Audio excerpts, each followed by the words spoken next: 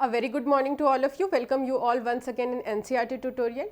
और आज हम पढ़ने वाले हैं चैप्टर 1 साइंस का, ठीक है, चैप्टर 1 साइंस का क्लास 7th. ओके, ये चैप्टर का नाम है nutrition in plants. Okay, now nutrition का मतलब क्या होता है? न्यूट्रिशन का मतलब होता है पोषण.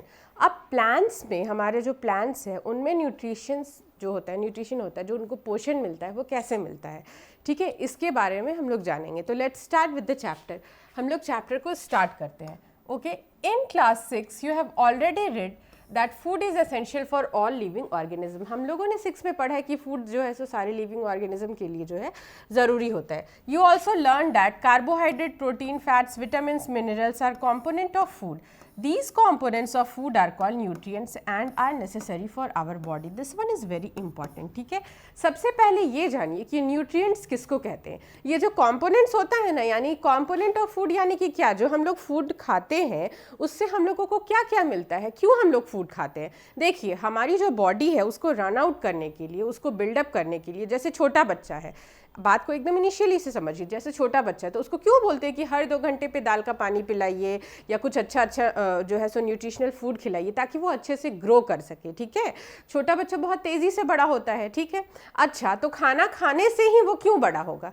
क्योंकि उसके बॉडी को प्रोटीन, फैट्स, कार्बोहाइड्रेट, विटामिन्स और मिनरल्स का ज़रूरत है, जो कि उसको फूड से मिलेगा. Got it? तो इसीलिए जो फूड होता है ना, उसमें ये सारे कंपोनेंट्स होते हैं, और ये जो सारा कंपोनेंट्स होता है, यानी प्रोटीन, विटामिन, मिनरल्स, कार्बोहाइड्रेट, ये सारे कंपोनेंट ऑफ फूड को ही हम न्यूट्रिएंट्स बोलते हैं. सो अगर आपसे एग्जाम में पूछा गया what are nutrients, then component of foods that are carbohydrate, vitamins and minerals, these are called nutrients. Okay, now we'll move further. All living organisms require food. Plants can synthesize food for themselves, but animals, including humans, cannot. They get it from plants and animals and that eat plants. Thus, humans and animals are directly or indirectly dependent upon plants. देखिए, ये आप बात समझिए. अब तो food की बात हो गई कि फूड से हम लोगों को क्या मिलता है और फूड हमारे बॉडी के लिए क्यों ज़रूरी है. लेकिन देखिए, यहाँ पे 2 मोड ऑफ न्यूट्रिशन है. मोड ऑफ न्यूट्रिशन का मतलब होता है कि किस तरह से हम लोगों को फूड मिल रहा है. ये बात समझिए कि ये जो मोड ऑफ न्यूट्रिशन है, इसको हम लोग डिवाइड किए इस बात पे कि कौन अपना खाना खुद बना सकता है और कौन अपना खाना दूसरे के ऊपर डिपेंडेंट होकर के बनाता है. देखिए, जैसे प्लांट्स होते हैं, तो प्लांट्स में एक प्रोसेस होता है फूड बनाने का, फोटोसिंथेसिस. ठीक है, आगे मैं आपको पढ़ाऊंगी ये बात बहुत इलैबोरेट करके. अभी बस समझने के लिए बता देते हैं कि जो प्लांट्स होते हैं वो अपना खाना खुद बनाते हैं, लेकिन we the human beings including with the all animals, we can not make our own food. We are directly और इनडायरेक्टली डिपेंडेंट अपॉन प्लांट्स. अब इस बात को समझिए कि डायरेक्टली और इनडायरेक्टली किस तरह से डिपेंडेंट है. आप कहिएगा लायन तो रैबिट को खाता है, ठीक है, तो भी उसका पेट भर जाता है, तो लायन तो प्लांट्स को नहीं खाता है. लेकिन एक बात समझिए, लायन जो है अगर बकरी को खाता है, रैबिट को खाता है, तो बकरी और रैबिट कैसे जिंदा है? घास खाकर. तो अगर घास नहीं रहेगा, यानी प्लांट्स नहीं रहेगा, तो बकरी और रैबिट भी जिंदा नहीं रहेगा, तो लायन क्या खाएगा? तो डायरेक्टली और इनडायरेक्टली या तो कोई जो एनिमल है वो ओमनीवोरस हो, हर्बीवोरस हो, कार्निवोरस हो, कुछ भी हो, ठीक है, वो सब कुछ जो, वो सारे जो जितने टाइप्स के मतलब ऑर्गेनिज्म है, वो जो है सो डायरेक्टली और इनडायरेक्टली प्लांट्स पे ही डिपेंडेंट है खाना अपने खाने के लिए. ठीक है, अब बात समझिए, आते हैं हम लोग मोड ऑफ न्यूट्रिशन को पढ़ते हैं. मोड ऑफ न्यूट्रिशन क्या होता है? मोड ऑफ न्यूट्रिशन होता है कि किस तरह से खाना जो है वो हम लोग अपना बना रहे हैं. ठीक है, मोड ऑफ न्यूट्रिशन होता है ऑटोट्रॉप्स और हेट्रोट्रॉप्स. ठीक है, ऑटोट्रॉप्स, ऑटो का मतलब होता है खुद, हेट्रो मतलब डेराइव फ्रॉम, जो दूसरे से खाना लेता है. ठीक है, ऑटोट्रॉप्स क्या होते हैं? Plants are autotrophs. ठीक है, प्लांट्स जो मोड से अपना न्यूट्रिशन को गेट करते हैं वो ऑटोट्रॉपिक न्यूट्रिशन होता है. ठीक है, जो प्लांट्स होते हैं वो अपना खाना खुद बनाते हैं, इसलिए इनका मोड ऑफ न्यूट्रिशन क्या होता है? ऑटोट्रॉपिक्स. ठीक है, और हम जो ह्यूमन बींग्स हैं वो अपने खाने के लिए दूसरों पर डिपेंडेंट है, इसलिए हमारा मोड ऑफ न्यूट्रिशन क्या है? हेट्रोट्रॉपिक. Got it? आपको बात समझ में आ गया? Let's elaborate with this topic. Okay, plants are the only organism that can prepare food for themselves by using water, carbon dioxide and minerals. The raw materials are present in their surroundings. The nutrients enable living organisms to build their bodies, to grow, repair damaged parts of their bodies and to provide the energy to carry out the life processes. Nutrition is the mode of taking food by an organism. Okay, देखिए, ये कह रहे हैं कि हम लोग इतना बात किए कि प्लांट्स अपना खाना खुद बनाते हैं, प्लांट्स अपना खाना खुद बनाते हैं, तो कैसे बनाते हैं? With the help of plants. किस तरह से बनाते हैं? वाटर, कार्बन डाइऑक्साइड और मिनरल्स। देखिए आगे मैं आपको और इसको एग्जैगरेट करके बताऊंगी कि किस तरह से जो है सनलाइट के प्रेजेंस में एक प्रोसेस होता है फोटोसिंथेसिस, जिसके थ्रू जो होता है प्लांट्स अपना खाना खुद बनाते हैं। वो क्या करते हैं कि सॉइल में जो उनको मिनरल्स और वाटर मिलता है उसको यूज़ करते हैं, और कार्बन डाइऑक्साइड जो सराउंडिंग में होता है उसको यूज़ करके वो क्लोरोफिल और सनलाइट के प्रेजेंस में अपना खाना बनाते हैं फोटोसिंथेसिस के प्रोसेस के थ्रू, ठीक है। और जब वो उसको बनाते हैं तो उसमें क्या रिलीज होता है? ऑक्सीजन और कार्बोहाइड्रेट। Got it? तो ये हमारा जो है एक फोटोसिंथेसिस का रफ स्केच मैंने आप लोगों को बता दिया, ठीक है। आपसे क्वेश्चन पूछा जाता है व्हाट इज न्यूट्रिशन, ठीक है, नथिंग। क्या होता है जो न्यूट्रिशन है? Nutrition is nothing but is the mode of taking food by an organism. किस तरह से किस मोड से एक ऑर्गेनिज्म अपना खाना लेता है उसको हम न्यूट्रिशन बोलते हैं, ठीक है। अगर जो प्लांट्स है या कोई भी चीज़, कोई भी ऑर्गेनिज्म है, वो उसका जो मोड ऑफ न्यूट्रिशन है वो खुद से अपना खाना को बनाता है तो उसका मोड ऑफ न्यूट्रिशन ऑटोट्रॉपिक होगा। और अगर कोई ऑर्गेनिज्म है वो अपना फूड जो है वो दूसरों के ऊपर डिपेंडेंट है अपने फूड के लिए, तो उसका मोड ऑफ न्यूट्रिशन जो होगा वो क्या होगा? हेट्रोट्रॉपिक होगा। Got it? The mode of nutrition in which organism make food by themselves from simpler substance is called autotrophic. Auto मतलब होता है self, okay. Therefore plants are autotrophs. और ऐसे ऑर्गेनिज्म जो अपना खाना खुद बनाते हैं उनको ऑटोट्रॉप्स बोलते हैं, और ऐसे ऑर्गेनिज्म जो अपने खाने के लिए दूसरे पे डिपेंडेंट होते हैं उनको हेट्रोट्रॉप्स बोलते हैं। मैंने इसको आई थिंक कि बहुत अच्छे तरीके से समझा दिया है। Let's read out these lines, okay. Animals and most other organism take food in prepared by the plants, they are called heterotrophs. Heteros का मतलब क्या होता है? Others, okay. आपको समझ में आ गया होगा किस मोड से फूड अपना कोई भी what is nutrition? The process by which organism take in their food is called nutrition, ठीक है। किस तरह से जो और सारे ऑर्गेनिज्म है वो अपना फूड को लेते हैं, यानी कि लेते हैं, उसको हम लोग क्या बोलते हैं? न्यूट्रिशन बोलते हैं। एक बार फिर से देख लेते हैं what is nutrition. What is nutrition? Okay, nutrition is the mode of taking food by an organism. Nutrition is the mode of taking food by an organism. Mode of taking food by an organism. ये याद रहेगा, nutrition याद रहेगा, ठीक है।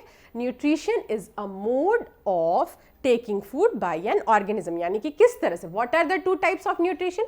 Autotrophic nutrition, heterotrophic nutrition. Auto का मतलब self, hetero का मतलब अदर, यानी कि वो ऑर्गेनिज्म जो अपना खाना खुद बनाते हैं, these are called autotrophs, and वो ऑर्गेनिज्म जो अपने खाने के लिए दूसरे पे डिपेंडेंट है उनको कहेंगे heterotrophs, okay. Now I will end up this paragraph by only reading these lines. मैंने explanation पहले ही कर दिया है, ठीक है। Got it? Now we may ask whether the food factories of plants are located. Whether food is made in all parts of the plant or only in certain parts. How do plants obtain the raw materials from the surroundings? How do they transport them from transport them to the food factories of the plant? Now we may ask where the food factories of plants are located. हम लोग बार बार ये बात कह रहे हैं कि plants जो है वो अपना खाना खुद बनाते हैं, तो ये जो फूड फैक्ट्री होती है प्लांट्स की वो कहाँ होती है, ठीक है। Whether the food is made in all parts of plant or only in certain plants.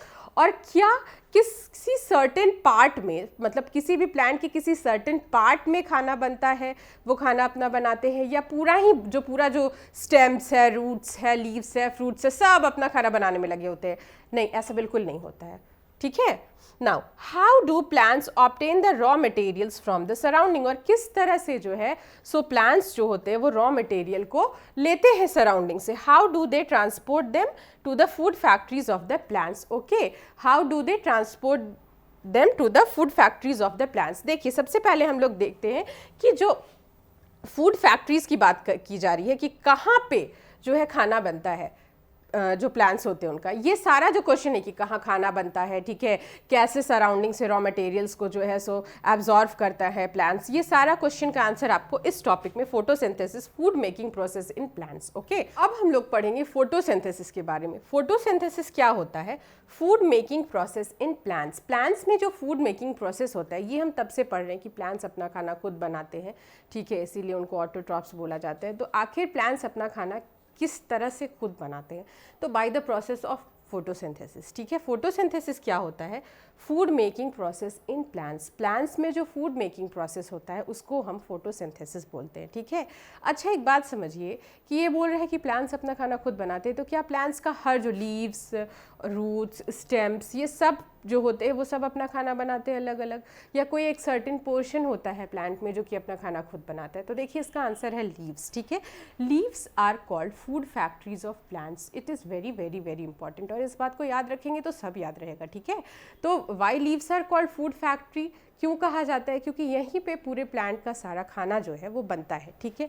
ये तो हम लोग समझ रहे हैं कि लीव्स आर फूड फैक्ट्रीज और लीव्स में ही सारा खाना बनता है, फोटोसिंथेसिस का जो प्रोसेस है वो कैरी आउट होता है। और हम ये भी जानते हैं कि फोटोसिंथेसिस का जो प्रोसेस है उसको कैरी आउट होने के लिए हम लोगों को मिनरल्स का ज़रूरत है, वाटर का ज़रूरत है, ठीक है, और हम लोगों को जो है सो CO2 का ज़रूरत है।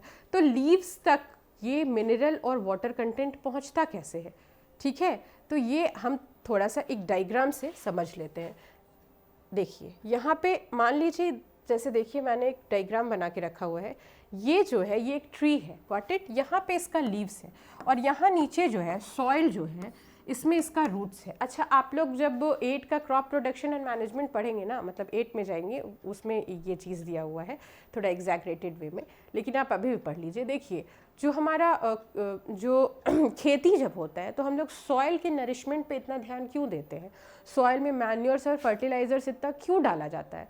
ये सिर्फ और सिर्फ आप लोग इसलिए कहते हैं कि जो हमारा सॉइल है ना वो मिनरल रिच हो, ठीक है। अच्छा, सॉइल अगर मिनरल रिच होगा तो क्या होगा?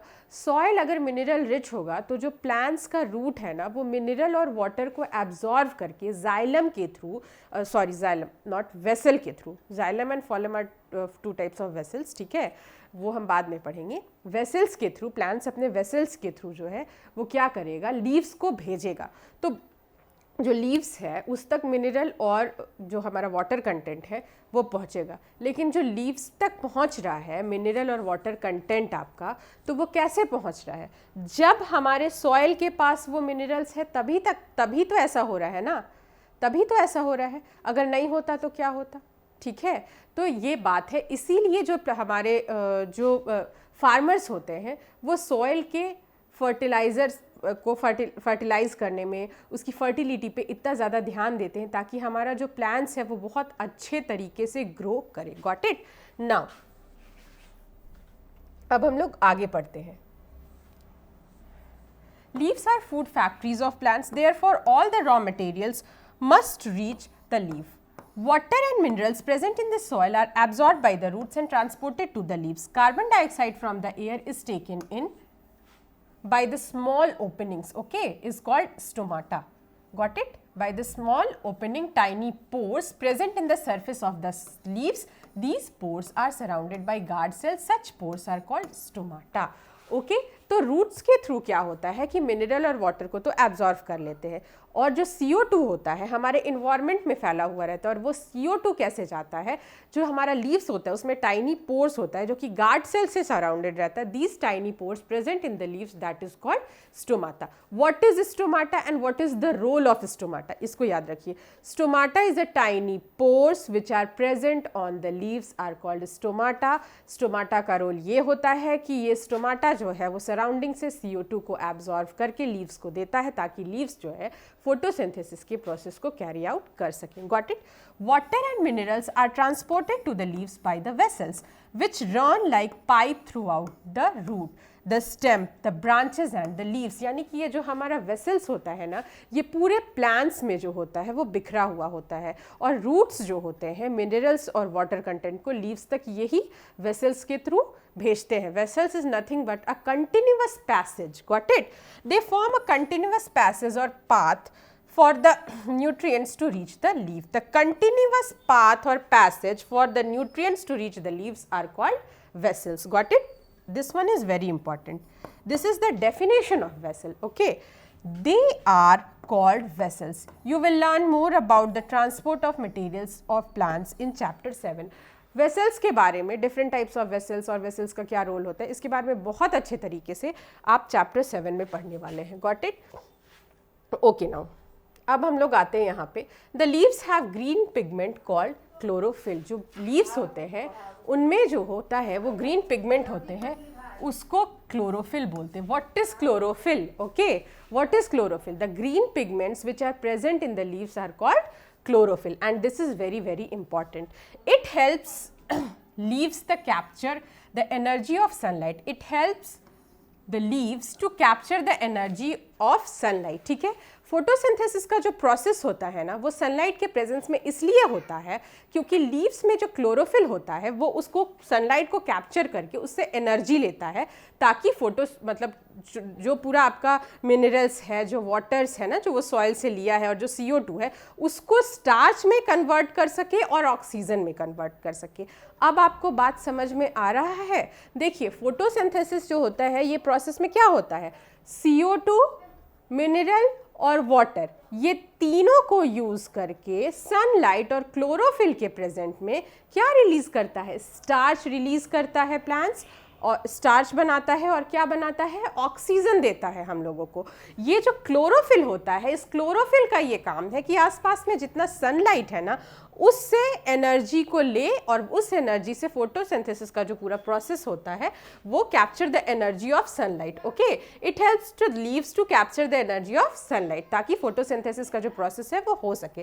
This energy is used to synthesise the food from carbon dioxide and water. मैंने आपको पहले ही बता दिया है कि ये जो एनर्जी क्लोरोफिल सनलाइट से लेता है, इसके हेल्प से जो है ये कार्बन डाइऑक्साइड और वाटर के हेल्प से क्या आता है, फूड बनाता है, यानी स्टार्च बेसिकली बनाता है और ऑक्सीजन को देता है. Since the synthesis of food occurs in the presence of sunlight, it is called photosynthesis. Why it is called photosynthesis?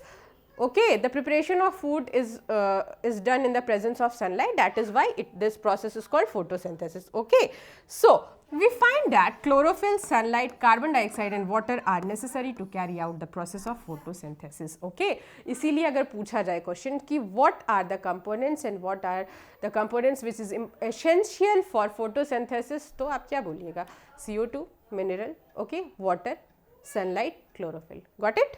Now, it is a unique process on earth. The solar energy is captured by the leaves and stored in the plants in the form of food.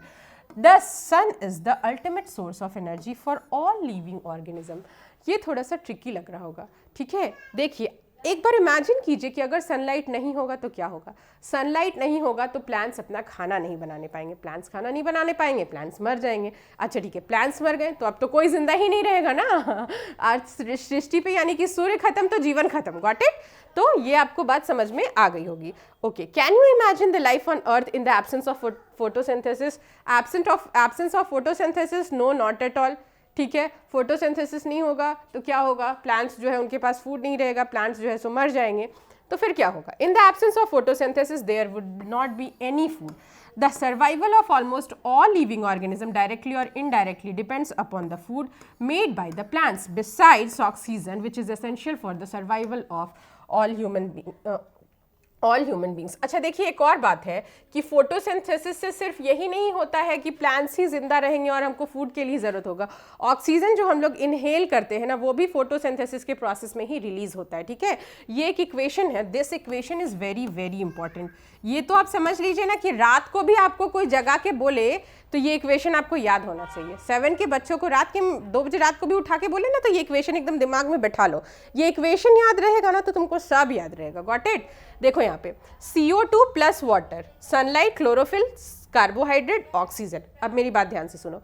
CO2 को और water को sunlight और chlorophyll के जो presence में use करके क्या बनता है, कार्बोहाइड्रेट और ऑक्सीजन. ठीक है, ऑक्सीजन रिलीज होता है. ठीक है, क्या क्या यूज करते हैं, CO2 को यूज करते हैं, वाटर को यूज करते हैं, क्लोरोफिल और सनलाइट के प्रेजेंस में, और क्या बनाते हैं, कार्बोहाइड्रेट और ऑक्सीजन. ठीक है, ये इक्वेशन याद रहेगा. पूरा फोटोसिंथेसिस का जितना लंबा चौड़ा एक्सप्लेनेशन है वो तुम लोग लिख दोगे. ओके.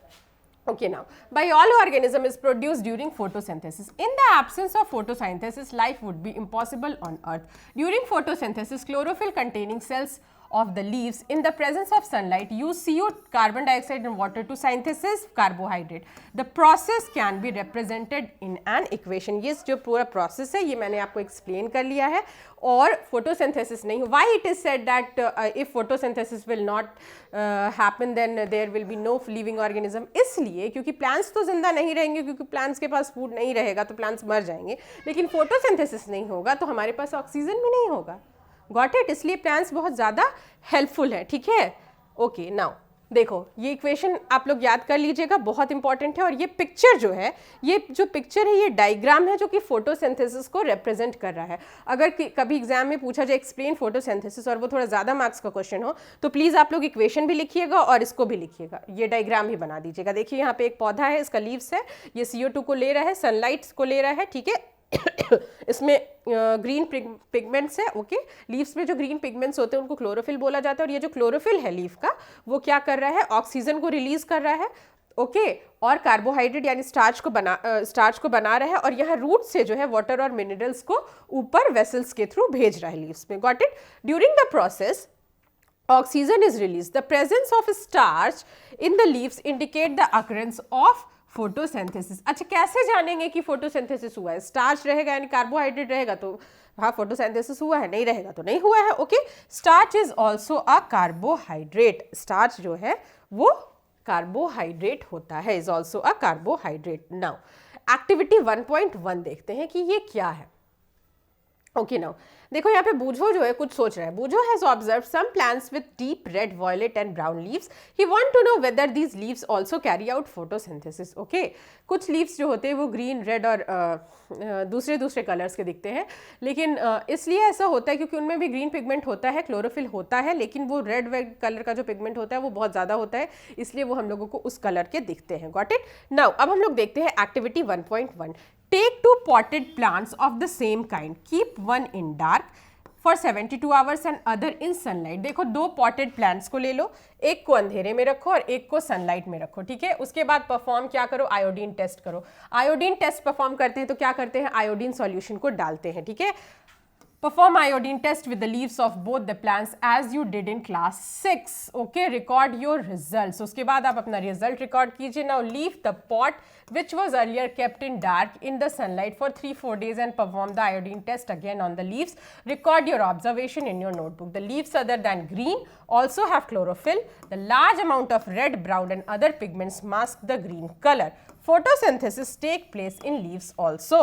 ओके, यानी कि जो क्या करना है आपको कि कुछ प्लांट्स 2 प्लांट लीजिए, एक को क्या कीजिए सनलाइट में रखिए, एक को क्या कीजिए आप डार्क में रख दीजिए. ठीक है, फिर आयोडीन टेस्ट अप्लाई कीजिए. उसके बाद जिसको डार्क में रखे थे उसको 3-4 दिन के लिए फिर क्या कीजिए कि आप 2-3 दिन के लिए फिर से उसको सनलाइट में रखिए. Got it? उसके बाद फिर से आयोडीन टेस्ट आप कीजिए और अपना रिकॉर्ड जो है कि क्या आप रिकॉर्ड करते हैं उसको आप रिकॉर्ड कर लीजिए अपनी नोटबुक पे. तो देखिए यहाँ पर अब हम देखते हैं कि यहाँ पे कुछ लीव्स हैं और ये सारे जो लीव्स हैं उनका कलर ग्रीन कलर ही नहीं है. ठीक है, तो मान लीजिए अगर कोई लीव रेड कलर का होता है या कोई लीव जो है वो आपका वायलेट कलर का है, तो क्या उनमें क्लोरोफिल नहीं है? और अगर उन लीव्स में क्लोरोफिल नहीं है तो फिर वो अपना खाना कैसे बनाते, फिर वो कैसे फूड फैक्ट्री हुए? ठीक है, तो ऐसा नहीं होता है. ठीक है, अगर रेड कलर का भी कोई लीफ है तो वो रेड इसलिए दिख रहा है क्योंकि उसमें ऐसा नहीं कि ग्रीन पिगमेंट या क्लोरोफिल नहीं है, क्लोरोफिल उसमें भी है, लेकिन रेड पिगमेंटेशन जो है वो उस लीफ में ज़्यादा है, इसीलिए वो रेड कलर का दिख रहा है या किसी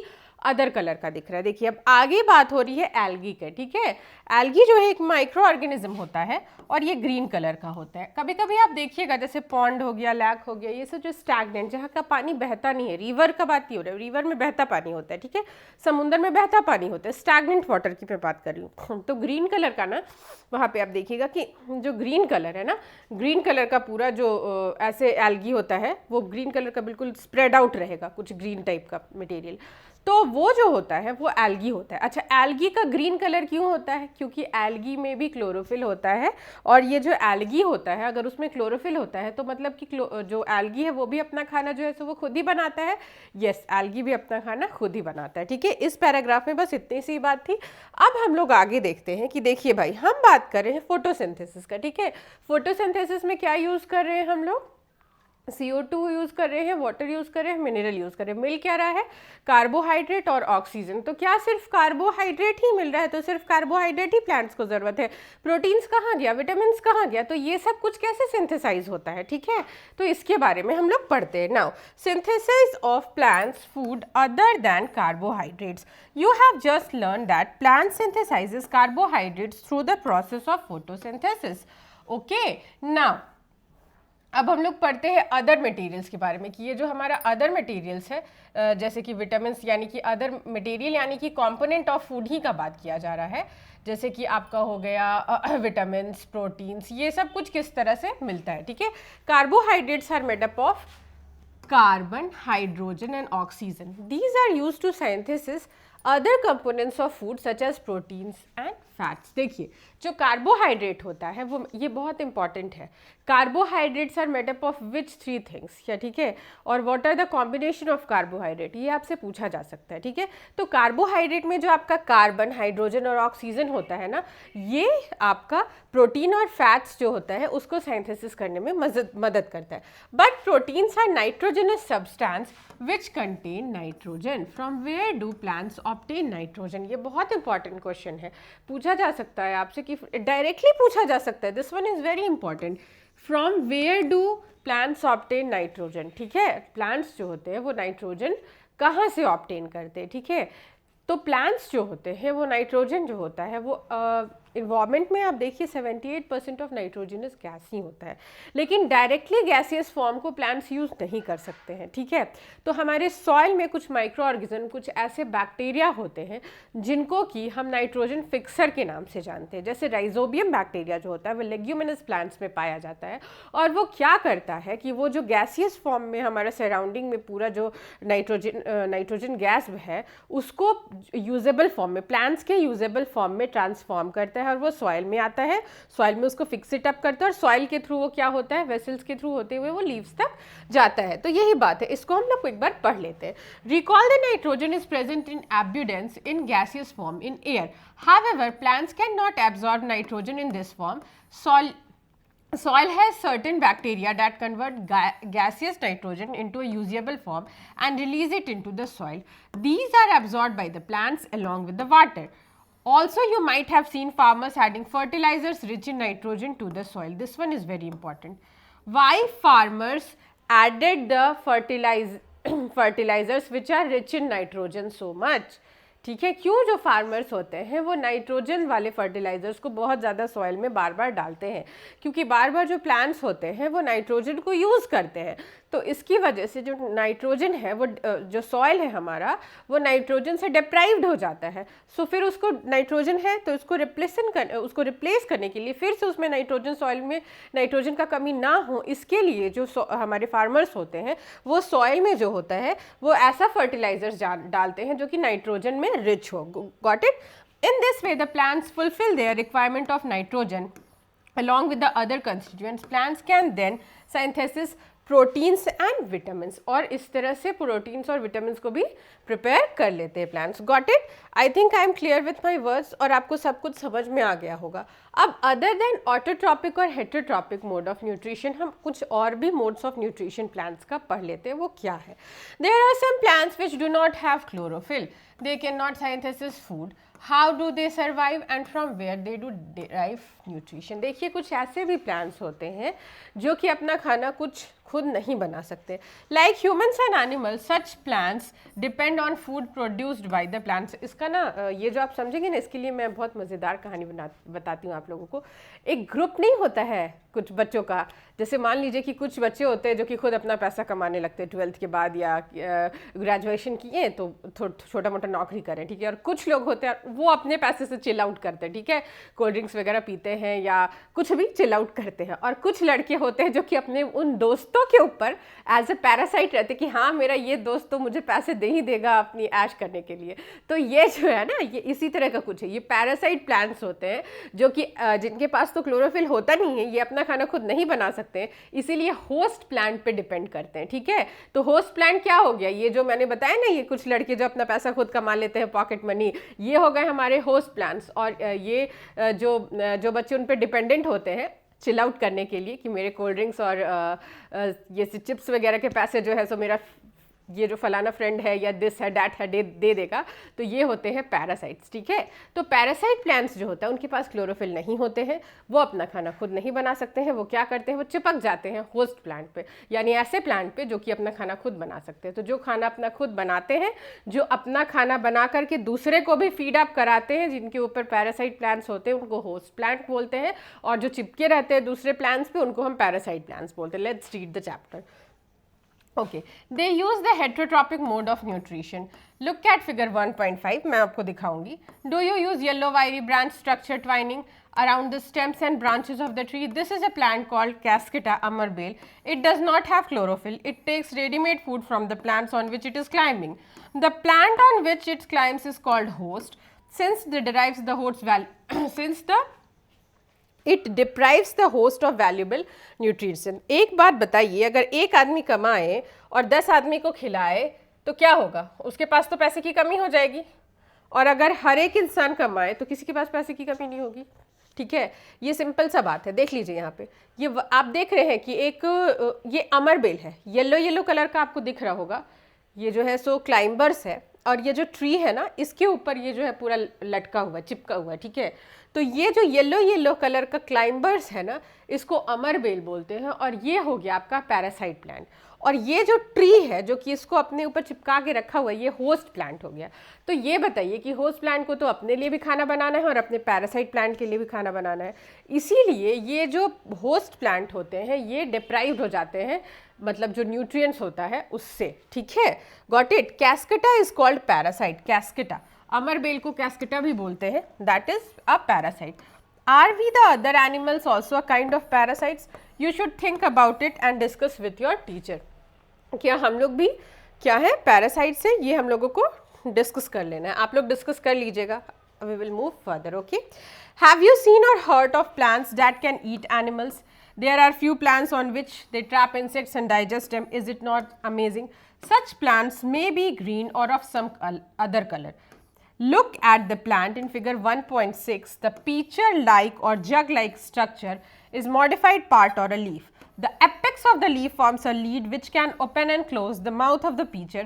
Inside the pitcher plants, there are some hairy substances are there. Okay, hair which are directed downwards. When an insect or insect lands in a pitcher, the lid closes and the trapped insects get entangled to the hair. The lid closes and the insect is trapped. The insect is digested by the digestive juices secreted by the pitcher and its nutrients and are absorbed. Such insect-eating plants are called insectivorous plant.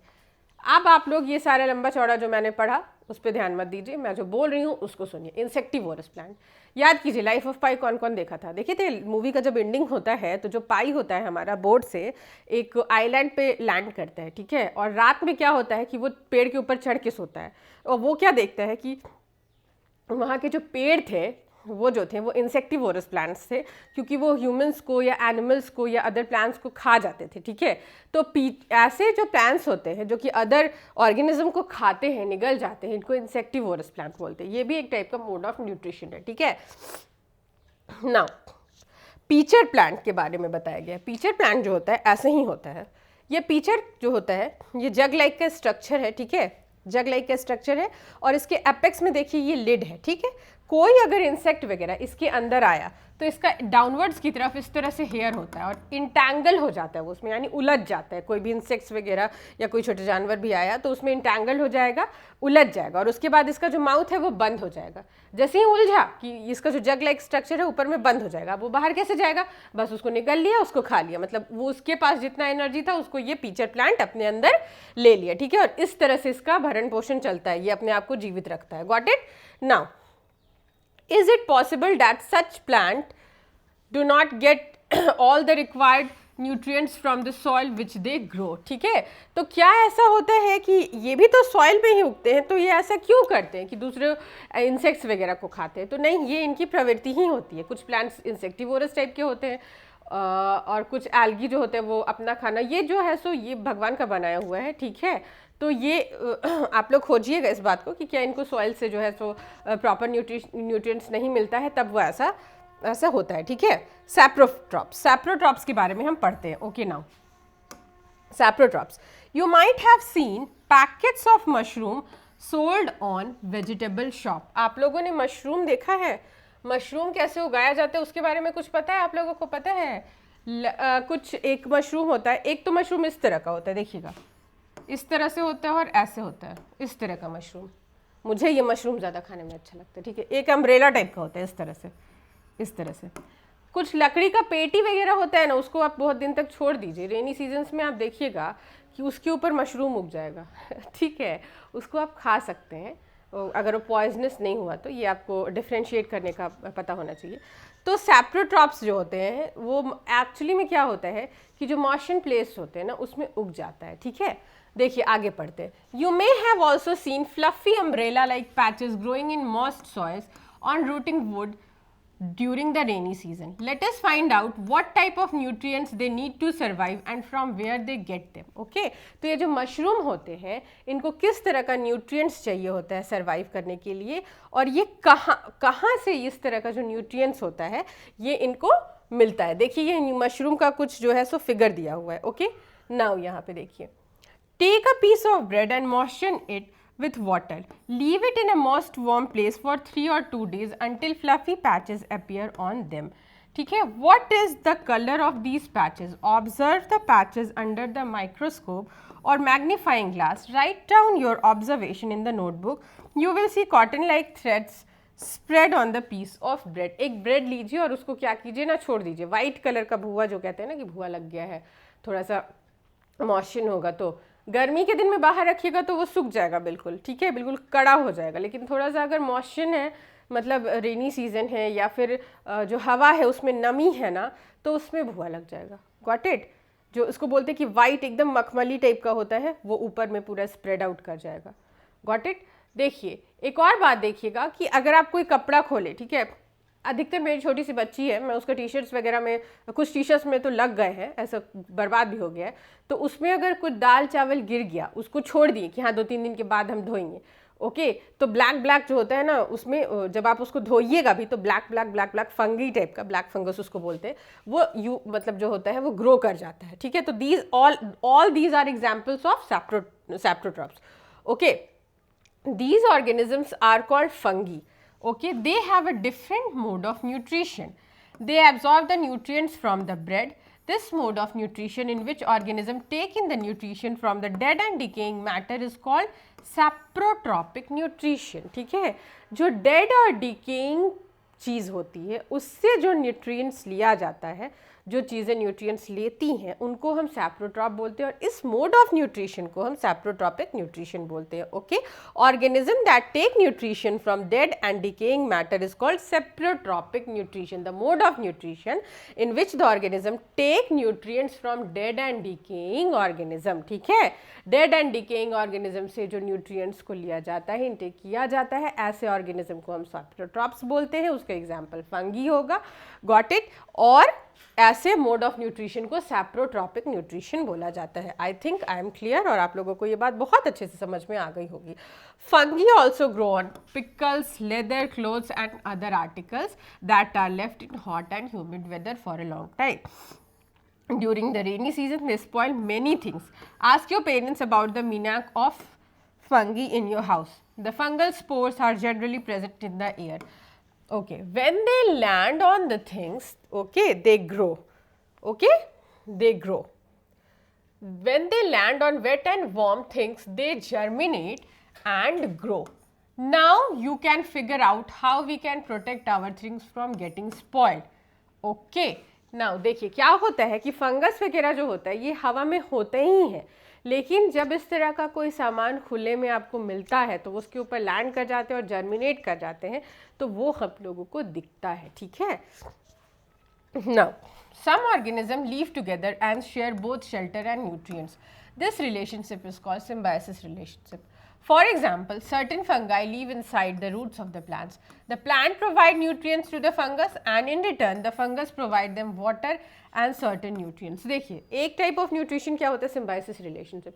Symbiosis relationship में होता क्या होता है कि दो जो होते, देखिए सिम्बायोसिस रिलेशनशिप में और पैरासाइट और होस्ट रिलेशनशिप में डिफरेंस होता है। इस रिलेशनशिप को समझिए। सिम्बायोसिस रिलेशनशिप में क्या होता है, फॉर एग्जांपल आप फ्रेंड की एग्जांपल समझिए। दो फ्रेंड्स हैं, एक फ्रेंड जो है वो कमा रहा है, पैसे कमा रहा है, दूसरा फ्रेंड कुछ नहीं कर रहा है, बिल्कुल निकम्मा है और बस इसको दे रहा है, इन रिटर्न इसको कुछ नहीं मिल रहा है। सिम्बायोसिस रिलेशनशिप में क्या होता है, दो लोग हैं, ठीक है, ये इसको कुछ दे रहा है जो इसके पास नहीं है, ये इसको कुछ दे रहा है जो इसके पास नहीं है, ठीक है। तो ये हो गया आपका सिम्बायोसिस रिलेशनशिप, ठीक है।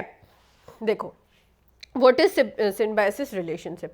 Organisms live together and share both shelter and nutrients. When two organisms live together and share their shelter and food, then shelter or food या nutrients भी बोल सकते हैं, then this type of relationship is called symbiosis relationship. For example, certain fungi, ये तो आपको मैंने पढ़ा दिया, ठीक है।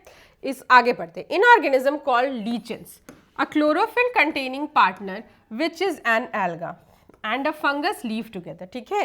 सो अब हम लोग पढ़ते हैं लीचेंस के बारे में। लीचेंस क्या होता है, लीचेंस एक ऑर्गेनिज्म है जो कि कॉम्बिनेशन है एक एल्गी और फंगस का। एल्गी जो होता है वो क्या करता है, अपना खाना खुद बनाता है, उसके पास क्लोरोफिल होता है। और फंगस जो होता है वो क्या करता है, उसको क्या देता है, the fungus provide shelter, water and mineral, ठीक है।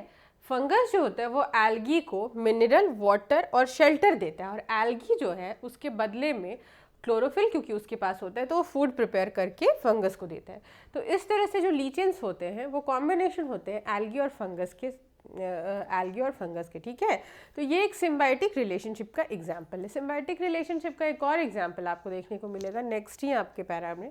देखिए क्या होता है कि राइजोबियम बैक्टीरिया के बारे में मैंने आपको बताया। तो जो राइजोबियम बैक्टीरिया होता है, ये जो नाइट्रोजन होता है उसको गैसियस फॉर्म से सॉल्युबल फॉर्म में कर सकता है, और वो सॉइल को जो है सो मतलब नाइट्रोजन देता है, ठीक है, क्योंकि वो उस जो गैसियस नाइट्रोजन है उसको कन्वर्ट कर देता है, ठीक है। तो ये एक काम जो है राइजोबियम बैक्टीरिया की। लेकिन राइजोबियम बैक्टीरिया अपना खाना खुद नहीं बना सकता है, इसीलिए वो क्या करता है, प्लांट्स के रूट में चिपक करके रहता है।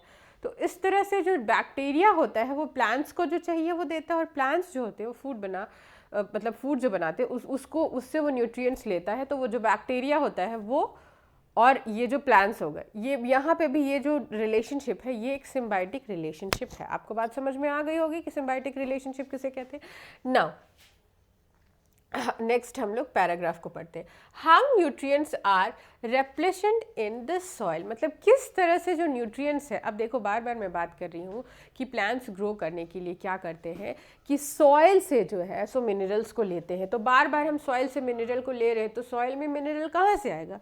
एक बार सोचो कि मेरे पास कोई बैंक है, उससे हम पैसा निकालते जा रहे, डालोगे नहीं तो खाली हो जाएगा ना। तो ये है कि न्यूट्रिएंट्स जब प्लांट्स ले रहा है तो फिर वहाँ पे वापस से न्यूट्रिएंट्स कैसे आ रहा है। देखिए मैं आपको बताती हूँ। मैन्योर्स क्या होता है, डेड और डिकेइंग जो चीज़ें होती हैं वो जब डिकम्पोज करता है तो वही मैन्योर बनता है, ठीक है हमारा। जैसे कोई इंसेक्ट्स वगैरह ही मरा तो सॉइल पे मरा तो उसकी बॉडी में जो न्यूट्रिएंट्स था वो मिट्टी में मिला।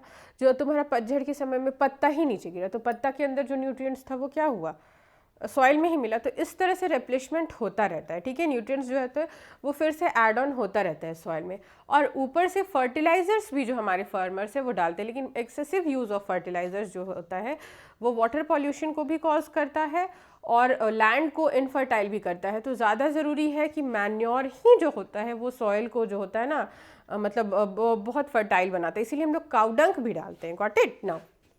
You have seen farmers spreading manure or fertilizers in the field or the gardens, using them in lawns or the pots. Do you know why this is done? Okay, this one is very important.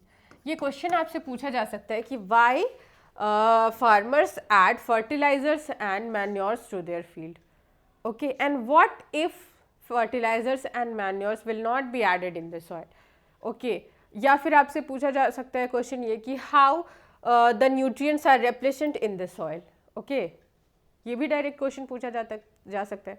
तो ये तीनों ही questions के लिए एक simple answer है आपका, by adding. हम लोग ऐड करते हैं मैन्योर्स और फर्टिलाइजर्स को, क्यों करते हैं, ताकि जो न्यूट्रिएंट्स है उसका डिप्रेविटी मत हो, मतलब उसमें कमी मत, सॉइल में जो न्यूट्रिएंट्स है उसकी कमी मत हो। जो न्यूट्रिएंट्स प्लांट्स अपने फूड बनाने के लिए यूज़ किए हैं वो न्यूट्रिएंट्स फिर से रिप्लेस हो जाए मैन्योर और फर्टिलाइजर को ऐड ऑन करने से, ठीक है। यही बात यहाँ समझाया गया। You learn that plants absorb minerals and nutrients from the soil, so their amounts in the soil keep on declining. Okay, fertilisers and manures contain nutrients such as nitrogen, potassium, phosphorus, etc.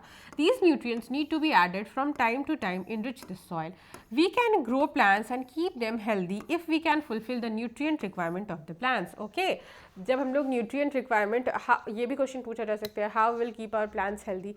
By giving them their nutrient requirement. जो उनका nutritional requirement है वो आप दे दीजिए, वो चीज़ें healthy रहेगी. ये सिर्फ प्लांट्स के साथ थोड़ी है, हम लोगों के साथ भी है.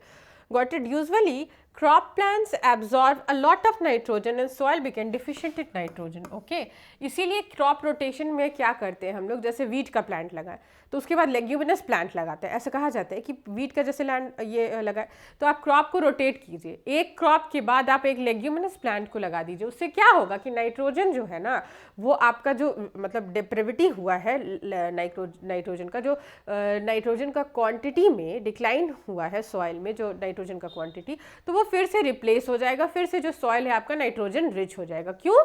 क्योंकि जो लेग्यूमिनस प्लांट्स होते हैं उनके रूट्स में राइजोबियम बैक्टीरिया होता है. राइजोबियम बैक्टीरिया क्या करता है, गैसियस नाइट्रोजन जो हमारे एटमॉस्फेयर में होता है उसको फिक्स करता है और उसको सॉल्युबल फॉर्म में करता है, यूजेबल प्लांट्स के लायक बनाता है, जिसको कि मतलब प्लांट्स जो है वो यूज़ कर पाए. Got it? इस फॉर्म में नाइट्रोजन को लेकर के आता है राइजोबियम बैक्टीरिया.